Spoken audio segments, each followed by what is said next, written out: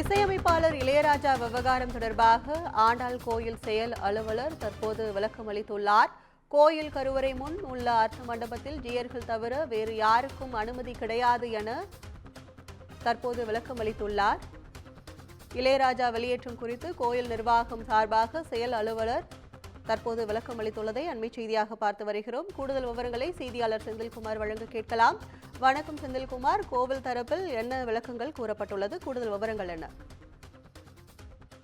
அதாவது கற்பகம், விருதுநகர் மாவட்டம் ஸ்ரீவில்லிபுத்தூரில் தமிழக அரசின் முத்திரை சின்னமாக விளங்கக்கூடிய ஆண்டாள் கோவில் அமைந்துள்ளது.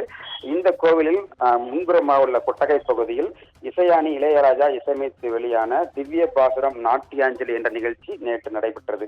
இதில் கலந்து கொள்வதற்காக வந்த இசையானி இளையராஜாவிற்கு கோவில் சார்பாக வரவேற்பு என்பது அளிக்கப்பட்டது. இந்த நிலையில் அவர் ஜீயர் மற்றும் உள்ளிட்ட பட்டர்களுடன் நேரடியாக கோவில் சென்ற போது ஜீயர்களுடன் சேர்ந்து கருவறைக்கு சென்றதாக ஒரு காட்சி என்பது தற்போது வெளியானது. இது தொடர்பாக பல்வேறு சர்ச்சைகள் என்பது வெளிவந்த நிலையில் தற்போது கோவில் நிர்வாகம் ஒரு விளக்கத்தை அளித்துள்ளது.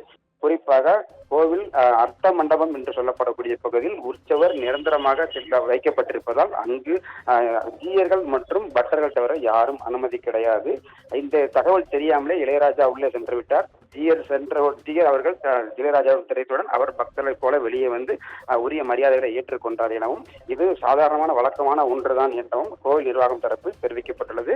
மேலும் அவரை எந்தவித காயங்களும் ஏற்படுத்தக்கூடிய நிலைமையும் கோயில் நிர்வாகம் இல்லை என்ற தகவலை முக்கியமாக தெரிவித்துள்ளனர். கற்பகம்,